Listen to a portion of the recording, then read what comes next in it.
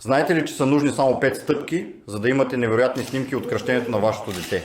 Първо, изберете фотограф с опит. Той ще може да реагира във всякакви ситуации, така ще избегнете риска да не се получат снимките заради неподходящи условия или среда. Второ, изберете църква, която е добре осветена, независимо дали от изкуствена или естествена светлина. Ако църквата е тъмна, уверете се, че вашият фотограф разполага с осветление, което да подобри снимките без да развали атмосферата в храма.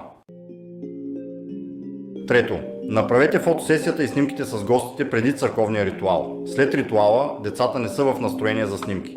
Четвърто, изберете храм, в който продължителността на ритуала е около 20-30 минути. Ако е по-кратък, това ограничава времето за снимки. Ако е по-дълъг, децата много се изнервят.